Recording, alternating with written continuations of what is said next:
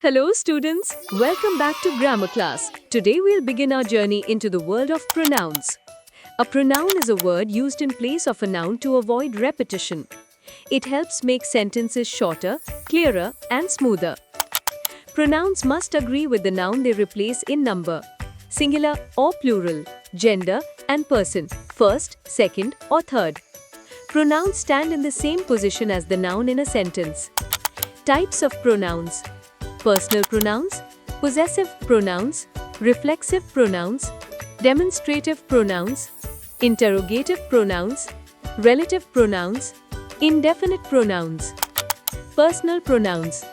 Personal pronouns are pronouns that are used in place of a person or a thing. Personal pronouns are I and we, you, he, she, it, and they. There are three types of personal pronouns. First person. The pronouns I, me, we, and us refer to the person speaking and are hence called first-person pronouns. Second person. The pronoun you refers to the person who is being addressed. This is called the second-person pronoun. Third person. The pronouns he, him, she, hers, they, and them refer to the person being spoken of.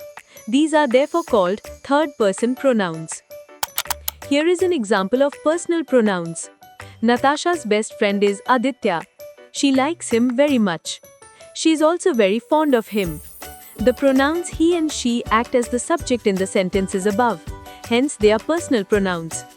We can understand the different forms of personal pronouns from the following table. Possessive pronouns.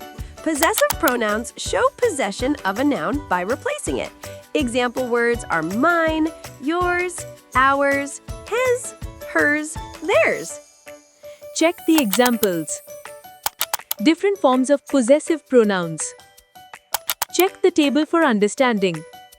It can be confusing to differentiate between possessive pronouns and possessive adjectives. Possessive pronouns are used in place of nouns, whereas possessive adjectives are usually used to describe a noun. Check the example. Interrogative pronouns. They are who, which, whom, what. Interrogative pronouns are pronouns that are used to ask questions. Look at the following questions to understand better. What? We use what for things only. Which? We use which for both people and things. Who? We use who for people only. Words such as what and which stand for the noun's name and movie in sentences 1 and 4. Hence, they are interrogative pronouns. The same words in sentences 2 and 3 qualify the noun's name and more. Therefore, they act as interrogative adjectives. Demonstrative pronouns. Demonstrative pronouns are pronouns that are used to point to a noun. They replace a noun. Check the examples. From the examples we can see, this stands for the person's favorite book. That refers to the sister's diamond ring. These points to the person's shoes. Those stands for Mrs. Sharma's CDs. Reflexive pronouns.